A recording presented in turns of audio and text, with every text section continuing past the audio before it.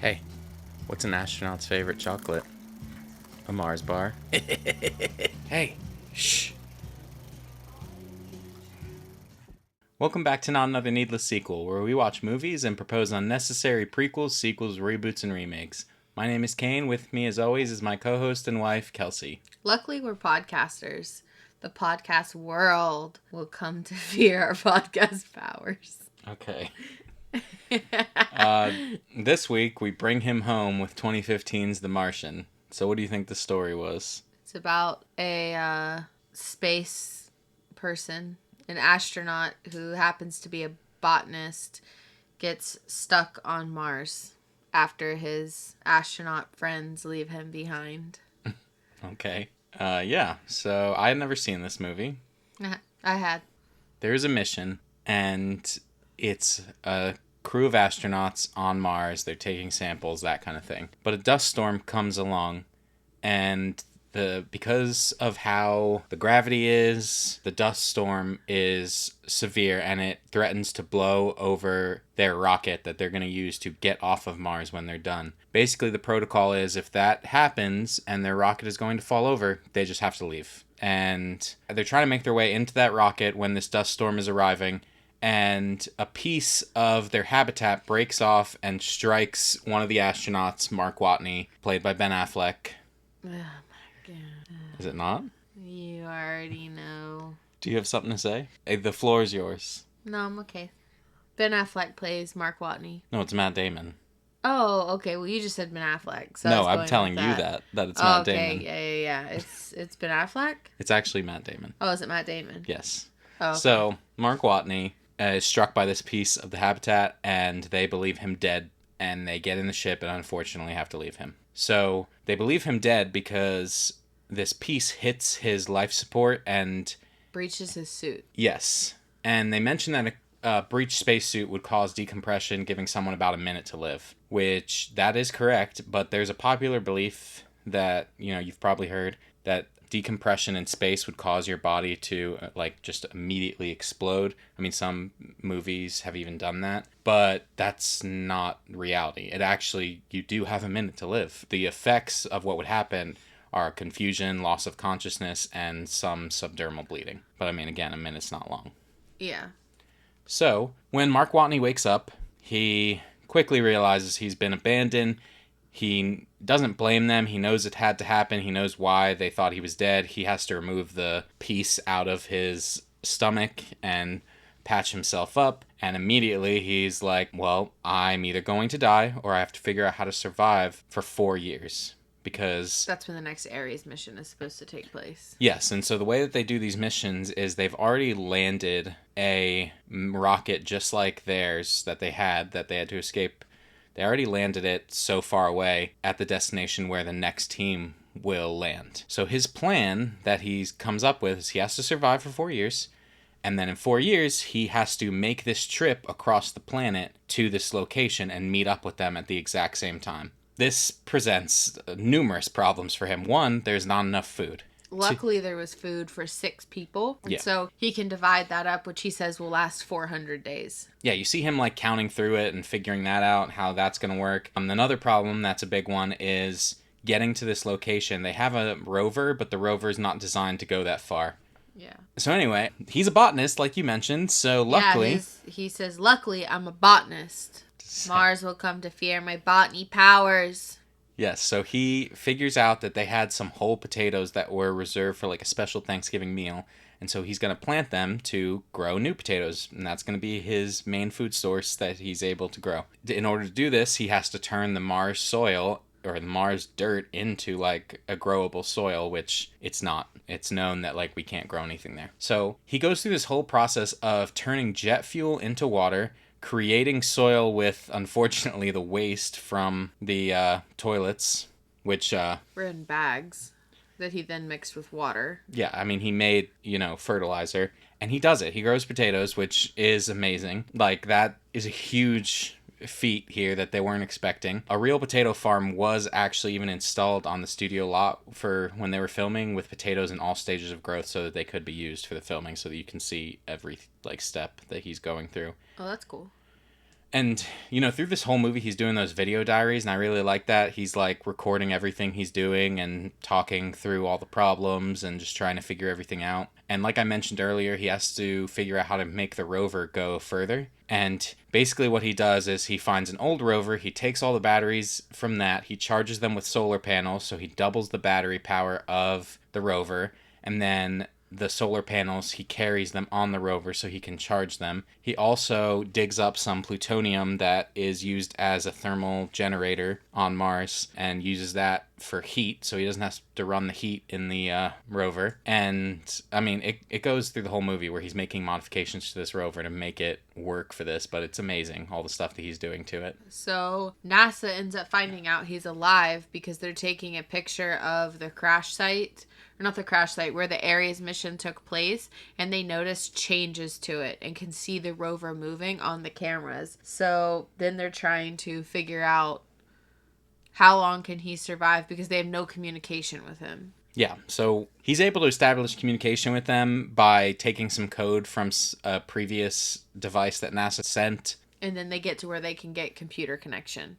Yeah, so by rewriting the code. Yeah, they're typing back and forth, and there's a scene in this that they make a big deal out of it, and I wrote down, like, I don't think it should have been such a big deal. They don't tell the crew that he's alive right away because they're on their way back, and they don't want to distract them from their mission when they're already probably upset about him being dead. Yeah. And then he finds out that they don't know, and he's upset, and he's, like, telling them off. And then they tell the crew, and it's a big deal, and they're like, how are we going to tell? And the whole time, I'm just like, who cares? Yeah, like, the whole point during this movie, though, or not this movie, this part of the movie, though, is I felt that there was only one person that believed in Mark, and it's not the director person, it's the guy of the head of the Ares missions, and I felt like, who was it? Vincent Kapoor. And I guess that guy, Mitch, kind of comes out with it later, but I just felt like he didn't have the support of the director of NASA because he was just trying to, I don't want to say cover it up, but he was more worried about the PR of everything and how to make it look best. Once he's established connection with them, they're coming up with their plan of what they're going to do and how he's going to survive all this time, and they're going to, get somebody back out there a little sooner, that kind of thing. But unfortunately, one of the times when he walks into his habitat, the airlock blows out. And that means the entire habitat he's been living in is no longer... That's with the habitat he was growing the potatoes in. Yeah, well, he can't do anything there anymore. It's just out in the open now. And all the potatoes are dead. It was day 134 when this happened. Yeah, so this throws everything into chaos. They have to figure out a new plan to save him, and they introduce a character called Rich Purnell. Rich Purnell is played by Donald Glover. You might know he does a lot of things. Does he? I didn't know that. Yeah. So Donald Glover revealed in an interview that he slipped for real during his introduction.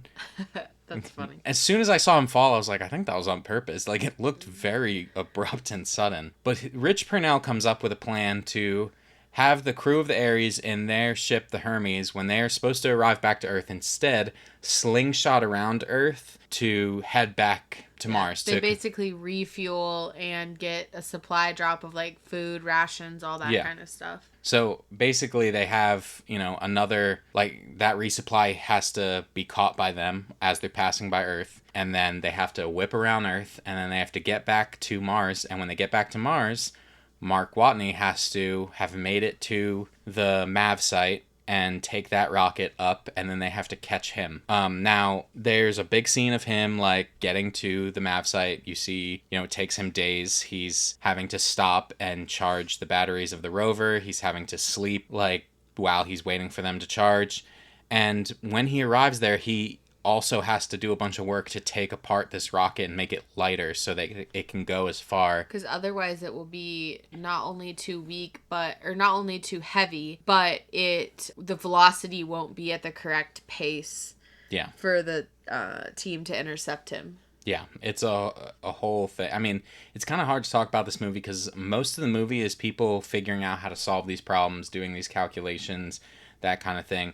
Something I really liked about it is that every time they cut back to Earth, some time has passed, and you see that people around the world have since learned about this, and they're like watching on TV to figure out if he's going to get saved. And once they finally are able to talk to him again, they broadcast that live on TV, and it's like you see people all around the world watching. Yeah. I will say that he does get into space, but his ship ended up not going fast enough. And so the team has to reroute is it the Ares ship, I guess? The Hermes, to be able to intercept him. They have to make all these adjustments and burn all this extra fuel. And on top of that, Mark ends up having to cut a hole in his suit. Yeah, so the air will escape and he can use that to propel himself forward to get to them. But he is able to reunite with them and make it onto the ship. And I thought it was funny because in the book he mentions that if this were a movie, the entire crew would high-five each other, which is what they do. But anyway, the film ends with Mark back on Earth, and he's a teacher now. And he's being an asshole about it. I mean, he's just like, oh, I know what I'm talking about. I survived. But anyway, and in the book, it ends when he gets on the Hermes, and it doesn't show you like the trip back, but it ends with him entering in his log, "This is the happiest day of my life." Oh, that's sweet. I almost feel like that would have been better. I think so too. I don't want to see the. Honestly, I actually did not. We can kind of get into our ratings now. I rated this movie a 4.5 out of 5 strictly because of the end. It felt like as soon as they got their hands on writing original stuff, it was just I was like, I don't care about this. He became an astronaut professor, which is fine. I thought it was kind of cool to see what the rest of the team ended up doing. But yeah, I really, really liked this movie. There was a couple of cheesy parts, and then the very end, I was just like, come on, we didn't need that. We could have just ended the movie with them coming back and with all the people cheering or whatever. But it was still very good, and I would definitely watch it again. So with a budget of $108 million... You didn't give it your rating. Because I do the budget first, and then we do our ratings. So with a budget of $108 million, it walked away from the box office with $630.6 million. That's so much money. The Rotten Tomatoes score is at a 91% with an average rating of 7.9 out of 10. Mm-hmm. It's obviously a really beloved movie and made a ton of money. I gave it a 5 out of 5. I loved the way that... I thought watching a man on Mars was just going to be boring. I was like, it's going to be red the whole time, ugly, I'm going to hate it. But there's so many things they do that I really liked. When they show the crew back on Earth having the models of everything that Watney has, and they're telling him how to do things, and they're doing it back on Earth too, so that they can make sure they're actually telling him the right stuff. I liked seeing the people invested, like I mentioned. I was so stressed. I was sure he was dead. I thought the movie was going to end with him dying. You for sure did. You said, oh, that's going to be really sad when he doesn't make it. Yes, I literally wrote, I'm so stressed he's going to die. When he's flying up, I wrote another note here. He passes out and there's just screws flying around his face. And I'm like, his whole ship is going to come apart and he's done. I had a couple of questions for you regarding the end of the movie. When they proposed the plan for the crew to go back for him, and it's like, well, should we or shouldn't we? What would you decide? Would you go back and prolong the trip that many days knowing the risk? Yes. I would too. And then whenever they were broadcasting him coming home to the world, I was not sure that was the right move. Because what if he did die? And then the entire world just has to watch him either, number one, float away in space, number two, blow up. It's bigger than that, I think. But also it does seem like the way that the NASA people were concerned about it, they wouldn't have wanted that. Yeah. But I think that it was such an emotional movie. I was in tears and he was heading up. So was he, because he hadn't talked to anybody, and you really feel the weight of this dude was alone on a planet. I just feel like that's good acting on Ben Affleck's part. It's actually Matt Damon. Oh, okay. All right. Yeah, I mean, he did an amazing job with that, making you feel the weight of everything that happened. And it honestly does make me, again, wish that they had ended it like the book, with just like a log of him saying, "This is the happiest day of my life." End scene. I have true or false questions about Mars. Oh. Mars was named after the Roman god of war because the reddish color was reminiscent of blood. No. It's true. Yes. It's too late. Oh, okay. Scientists don't expect to find anything living on Mars, but proof of life from long ago. False. It's true. They don't expect to find anything living. Oh, okay. They're just looking for a sign of previous life. Oh, okay. Okay. Mars is double the size of Earth. False. You got It's it. half the size. Smaller. It's smaller. Mars is home to the largest volcano in the solar system. Yes. That is true. It's bigger than Mount Everest. Mars has no moons. True. That's false. Mars has 2 moons, and one of them will eventually crash into Mars. 2 moons. That's false. Mars has 2 moons. Yeah, I knew that the whole time. Okay, what's your sequel? My sequel is called Ares 4. I hope that's the next mission. I hope that was the next mission. Is that the subtitle? No, it's I just hope called that Ares 4. No, I no, hope no. that's the next mission. No, I'm just saying I hope that Ares, whatever the mission that launched was. Okay. Do you know what I'm talking about? Mm-hmm. Okay. Ares 4 is taken off and is on its way to Mars. When they are just 1 week away from Mars, the crew picks up a signal from a ship that does not seem to have any inhabitants. Both NASA and them decide that they need to explore because the ship has a notable distress signal going off. As they approach and dock the ship on their own, they decide to wait to board until they land on Mars. Both ships safely land on Mars. Once on Mars, the captain assigns 2 people to evaluate the signal, while the rest of the team's setting up for their, the point of the mission.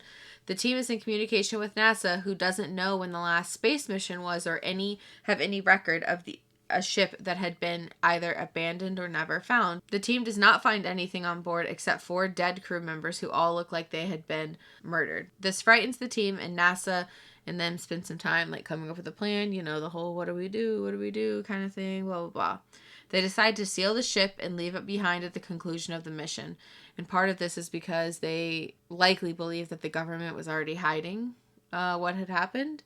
And, XYZ. They end up coming home once the mission is complete.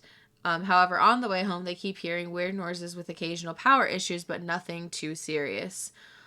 Once they land home, successful mission, the planning starts for Ares 5. However, the movie will end with music playing and the camera shifting back to Mars, where you finally see the name of the ship, the Nostromos. End movie. It's an alien crossover?